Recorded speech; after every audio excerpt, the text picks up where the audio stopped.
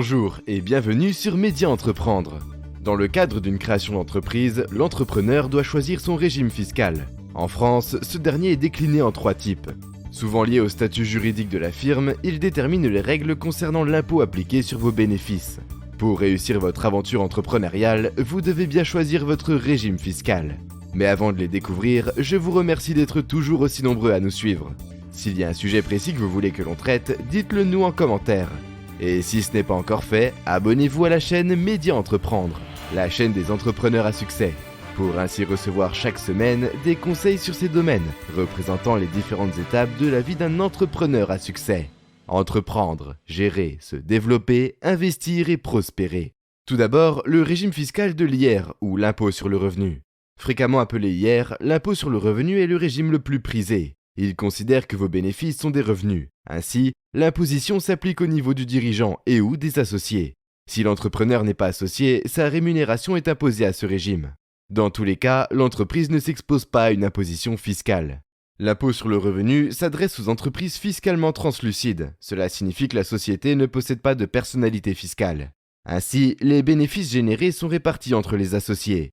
Ceux-ci sont imposables à leur propre impôt. D'ailleurs, les entreprises relevant de l'IR sont notamment l'entreprise individuelle, auto-entreprise, entreprise individuelle classique et entreprise individuelle à responsabilité limitée, les SARL, SA et SAS pendant une durée maximum de 5 ans, les SARL de famille sans limitation de durée, la société par action simplifiée, SASU, la société civile.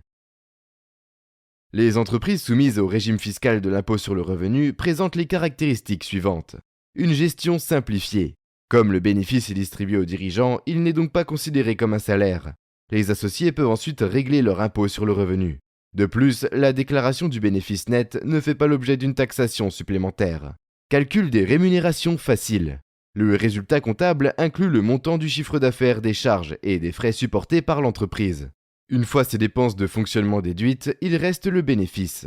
Celui-ci est ensuite partagé entre associés. Pour un dirigeant qui est un associé unique, il peut toucher l'intégralité des bénéfices. Ainsi, il devient plus facile de définir la somme des revenus à distribuer. Reporté sur toutes les déclarations personnelles de l'entrepreneur, ce montant est la base du calcul de l'IR et le montant des cotisations sociales. Un niveau d'imposition similaire à celui des salariés. L'impôt sur le revenu présente le même barème que celui des salariés de l'entreprise. En effet, les associés déclarent leurs bénéfices sur leur déclaration de revenus. Un taux d'imposition moins élevé. L'entreprise qui choisit ce régime fiscal n'est soumise à aucune imposition au niveau de l'entreprise.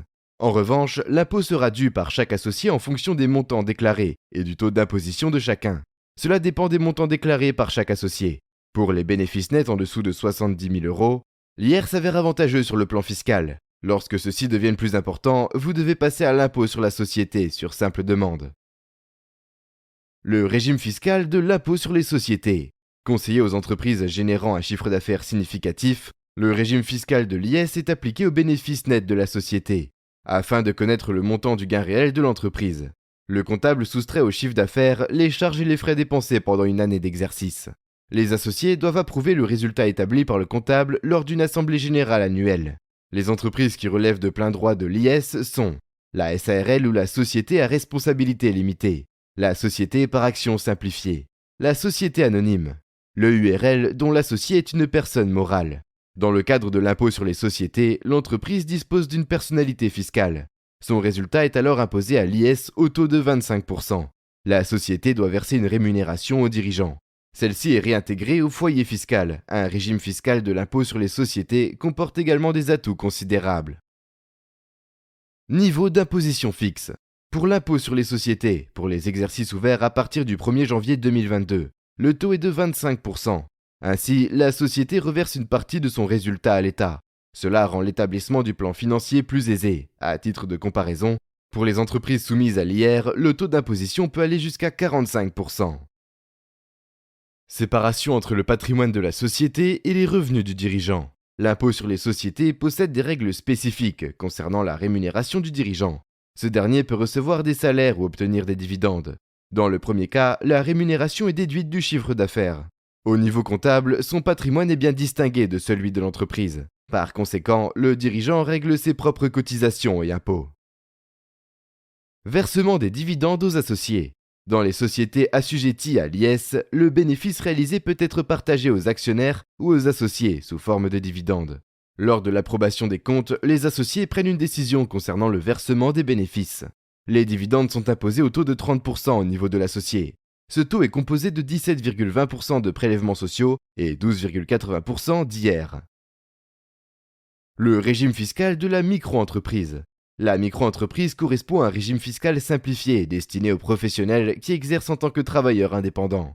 Ce régime d'imposition concerne les micro-entrepreneurs qui disposent d'un chiffre d'affaires n'excédant pas les seuils définis. Pour les activités commerciales et de fourniture de logement, revenu 2022, 176 200 €. Pour les prestations de services, revenu 2022, 72 600 €. Les personnes morales assujetties à l'IR ou à l'IS ne peuvent pas bénéficier de ce régime. Il ne convient pas non plus aux marchands de biens et aux associations. D'ailleurs, le régime micro-entreprise vous offre la possibilité d'accéder à des obligations déclaratives et comptables réduites. Vous pouvez donc vous concentrer pleinement sur le développement de votre activité. Sous ce régime fiscal, les obligations comptables sont limitées à la tenue d'un registre des achats et d'un livre des recettes. Ainsi, vous n'avez pas besoin de tenir un grand livre ou un livre-journal. L'établissement des comptes annuels incluant l'annexe, le bilan et le compte de résultat n'est pas non plus obligatoire. L'entrepreneur choisissant un régime micro-entreprise peut réduire le coût de fonctionnement de son entreprise. En effet, il n'est pas tenu de solliciter les services d'un expert comptable, cela lui permet de réduire ses dépenses. Ce régime vous permet également de bénéficier d'un régime micro-social ultra simplifié. Un taux forfaitaire s'applique au montant de votre chiffre d'affaires, rendant la gestion de vos cotisations sociales facile. En ce qui concerne les impôts, leur calcul s'effectue en fonction du bénéfice calculé de façon forfaitaire. Sous condition, vous pouvez choisir le versement fiscal libératoire. Cela consiste à calculer l'impôt sur le montant de vos recettes en appliquant un taux forfaitaire. Le régime du micro-entrepreneur présente quelques inconvénients. L'entrepreneur ne peut pas récupérer la TVA sur les achats et les stocks de biens sauf si les seuils de la TVA sont dépassés. Il lui est impossible d'amortir fiscalement ses investissements.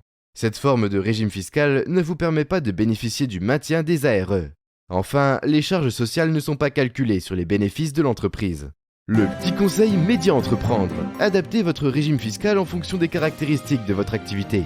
Faites un prévisionnel pour connaître d'avance l'impact de l'impôt sur votre entreprise. Beaucoup d'entrepreneurs foncent tête baissée et se rendent compte bien tard qu'ils ont fait les mauvais choix. Aussi, sachez que vous pouvez changer de régime fiscal au cours de la vie de votre entreprise. Si vous avez aimé cette vidéo, merci de la liker et la partager. Et surtout de vous abonner à la chaîne Média Entreprendre, la chaîne des entrepreneurs à succès.